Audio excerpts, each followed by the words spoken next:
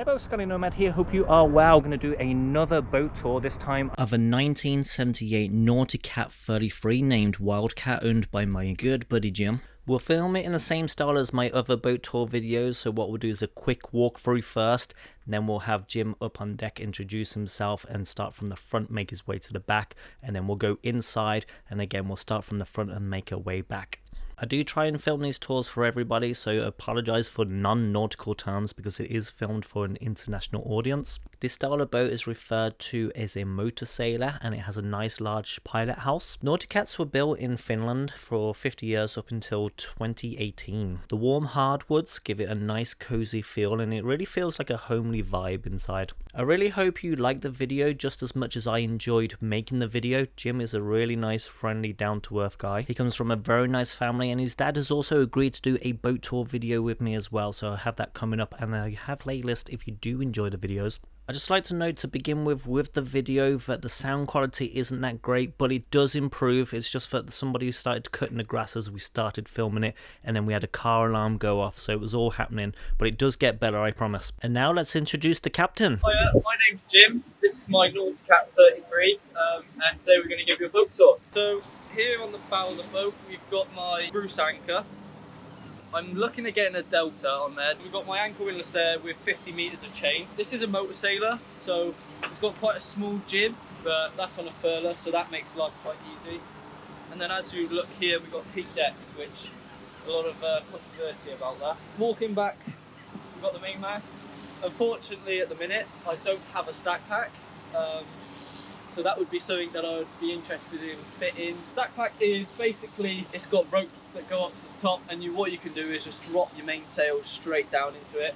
At the minute, I'm having to drop it and then tie it all up, which when you solo sail is quite hard. Again, none of the ropes lead to the back on this, so it's all done up here, which is a bit of a nightmare, but it is what it is.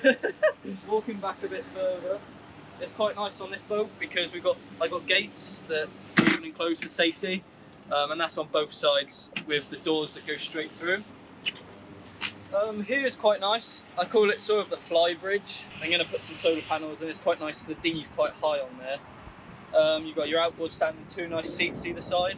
There's a nice big bench here, which most Nauticats don't have, and inside there is a lot of storage, so that's quite nice to have. Here on the Flybridge, we've got, again, our seats and all that. The steering wheels here, you've got massive, great visibility. You can see literally everything from up here. It's really nice. Bow thruster controls, all my displays. We got our rudder reference, so that tells us where the rudder position is. We got our depth and our speed, so that's quite nice to have, and then the wind and the wind direction in that one there. So forward up in here, we've got the V-berth. This sleeps two people up here, so that's quite nice. Quite nicely set up as well now. We've completely refurbished the whole boat when I got it, so that's really nice. Hatch just above there to escape. Unfortunately, it's not see-through, so there is no stargazing on that one. Oh, no. In here, you've got a nice wet locker where I store my life jackets and my wet weather gear. Yeah. I've got a coffee machine, which is quite nice, and just sort of a bit of towel storage and that sort of thing up there. Can you use that at anchor now? Yes, you can, yeah. Nice. In here is the head. Quite small. I've got a shower in there, electric toilet, so that is really nice. Heated towel rail. Heated towel rail, yeah. Basically everything you need in the toilet is very small, but it means you can just sort of hold on to things when you're in there and brace yourself, that sort of thing. I noticed you got a fancy electric toilet as well. I do, that's lovely. Would you recommend buying another one? I would, yeah, definitely. If I had two heads, or if that one broke, I would definitely never, yeah, I'd have to keep on with that. No more. It just makes it easier when people come on board. It's nice. Yeah, 100% recommend. Here is the galley on board the Nauticat 33. It's quite nice. We've got a 2-burner oven here with a toaster and, well, the oven. Gas? Yeah, gas. Behind here, storage isn't a problem on this boat. We got cold storage below my feet for cans and things like that. We got mugs, plates, sort of teas and coffees and that sort of thing, and then just condiments in there. We got a nice 2 sinks, so that's nice. with a lot of countertop space and a pull-out chopping board, so that's always nice to have. In there's the fridge. It is a bad fridge. I do need to get another fridge. It's just horrible and old, but that's one of the things that's not really a priority at the minute. In here's the cupboard. Again, lots of storage space with everything you need, so that's quite nice to have. And under the stairs is all storage under there. Okay, gas alarm. Gas alarm and carbon monoxide alarm, so that's quite nice to have. Tell me about your living room area. So this is my sort of downstairs lowest salon, I call it. We've got a double bed that can form here, which is quite nice. The TV, there isn't a TV that fits here, so I use a projector, which is there, and the screen that comes down there. So you can show me that in the kitchen. That's quite nice. Again, it's quite nice to have a nice cushions around and storage. We've got our glasses and just odds and sods in there, so it's really nice. A little bit of books. That's sort of it really, not a huge amount going on. Some just more storage up here, but other than that, it's quite a simple area to sort of, yeah. Nice. Your projector, like, would you get another one if that one broke? I like the projector. It's good because it means you don't have to have a massive TV. It kind of folds out of the way. You don't really notice it until it's there. So it's quite, yeah, it's quite nice. I would definitely get one. What size screen you got there?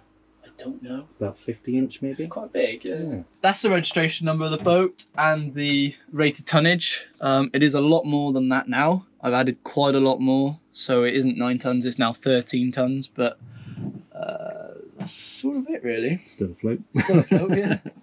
So this is the pilot house. This is sort of like the heart of the boat. It's got everything you need in here.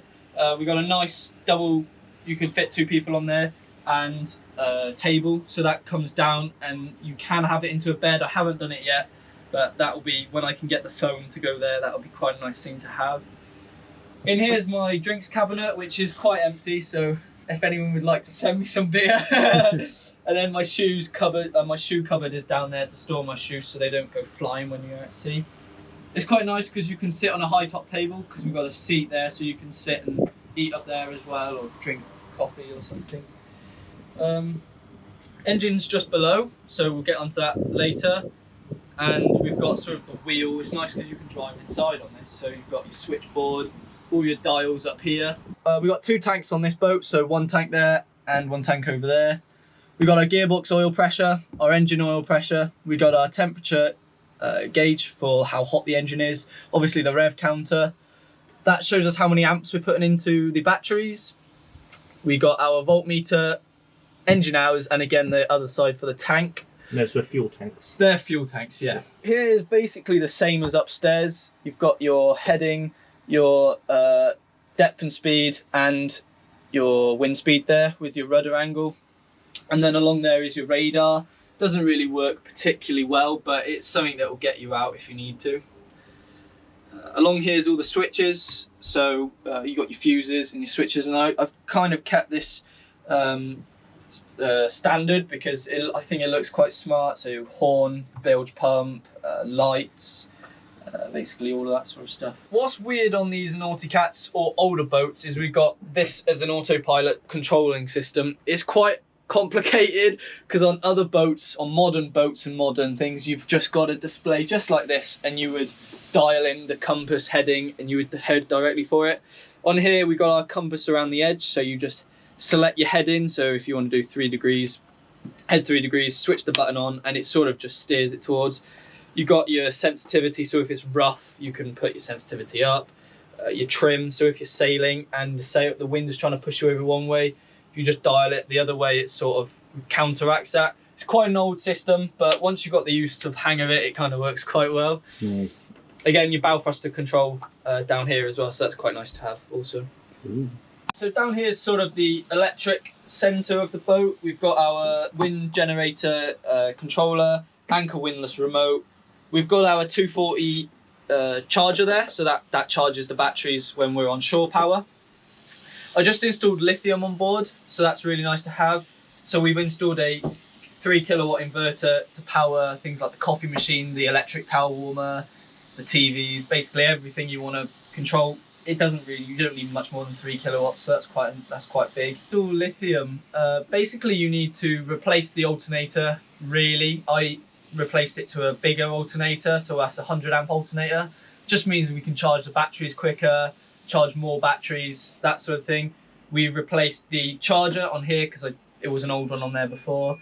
And also we installed a lot of Victron DC to DC chargers, everything like that to be able to control lithium. But pretty much it's just sort of plug and play, so it works like that. That's quite, you know, it's good, and it's definitely upgraded it quite a lot for me. For what I want to do out at sea, it means I can use everything I want and don't have to worry about it. So down the aft end is the aft cabin. It's quite nice down here. It's a double bed. There are 2 versions that you can have of this style of boat. You can have a double bed. I've designed this. I kind of ripped it out and designed it. But the other styles have your head back there, and the double bed sort of sweeps this way. On this style, there were 2 single beds, and I didn't quite like the singles. I wanted 1 double. So I came up with the idea to have it quite high, a lot of storage underneath, and basically you've got everything you need. Up here you've got storage, so that's quite nice on both sides, so spare bedding for different seasons and that sort of thing. Nice end storage here, so you got towels, so that's quite nice to have, just to store things. Back there we've got, again, more storage space, which is quite nice to have.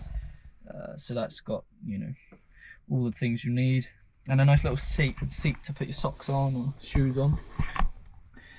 Dehumidifier and drawers down there, so that's quite nice. It just allows us to have a few drawers and extra storage, of course.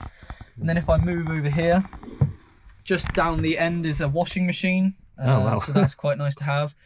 That just means that, you know, you've just got a bit of extra, you can last a little bit longer out at sea. The heating system on board, it just allows us to heat the boat up in the winter and the cold months. One sort of example that we've got is a diesel heater here.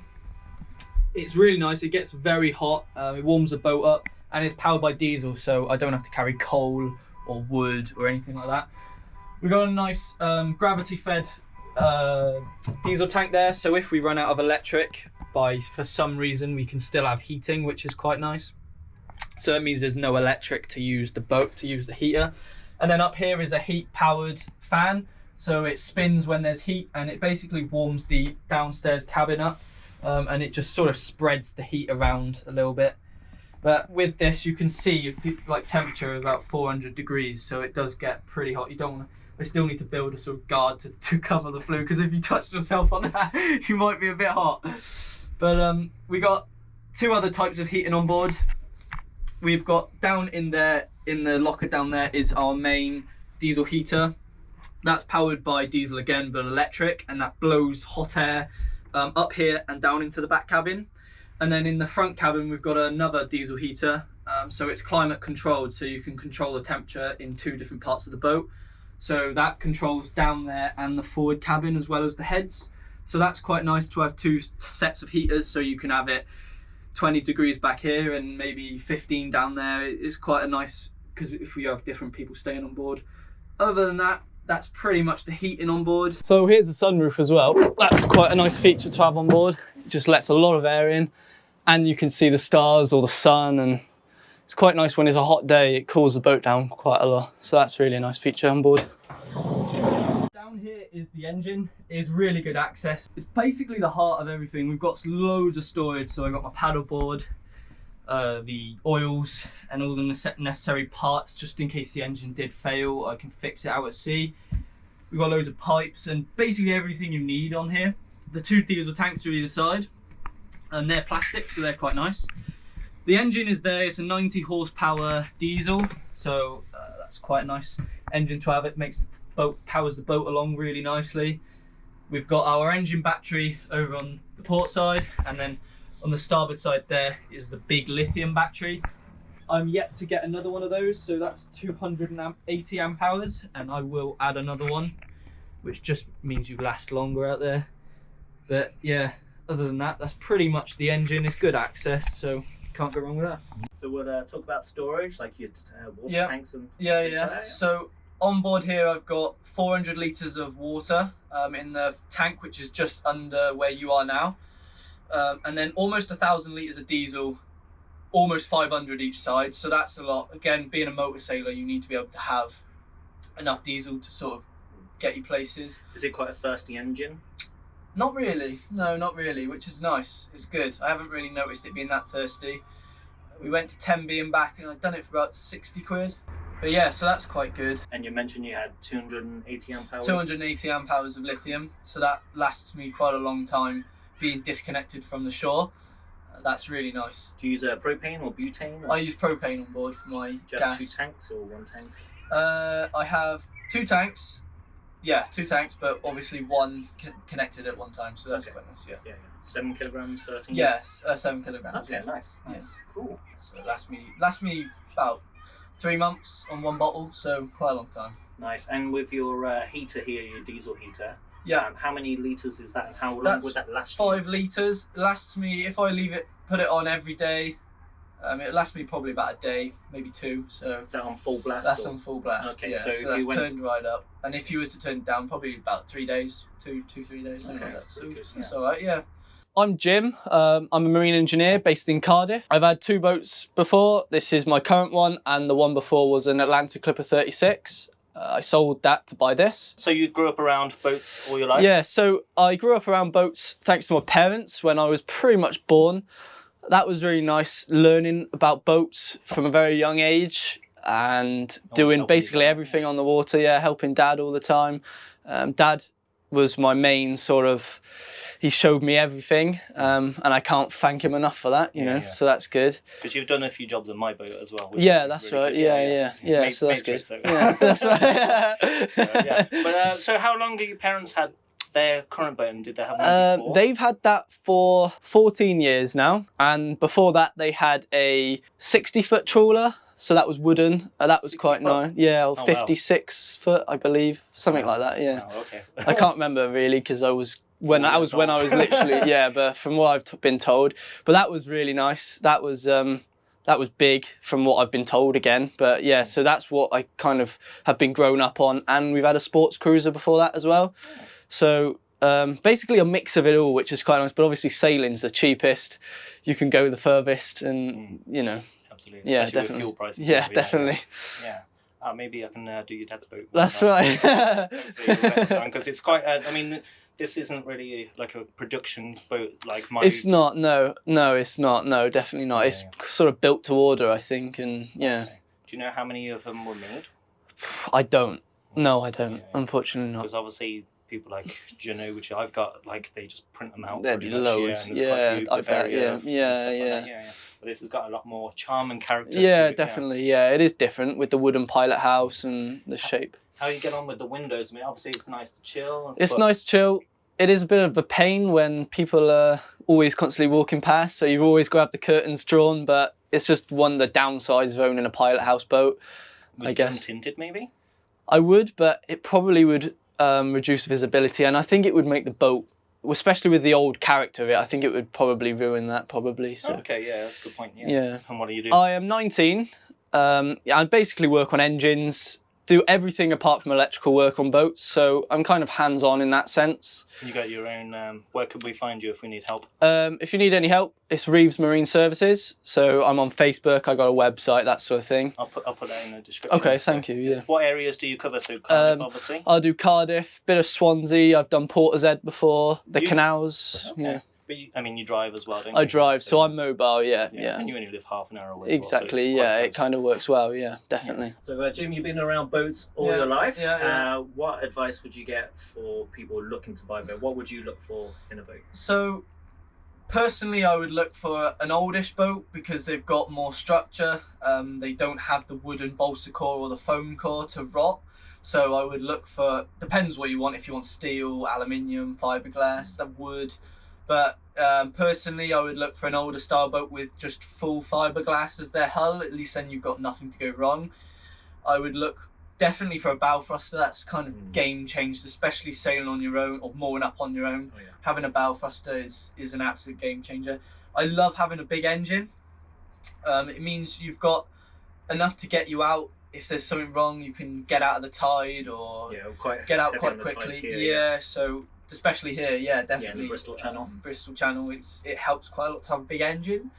I love a pilot house, just being able to switch between upstairs and downstairs. That's really nice. When it's raining, we've had a lot of sailing trips where a lot of the other boys have been outside and getting wet, and I've just been downstairs. That's great. That's quite nice. That would be me, because I don't even have a bimini. I'll be like that. But you can get enclosures, can't you? I guess. Yeah. It's on the to-do list. Yeah, definitely. I bet. Yeah.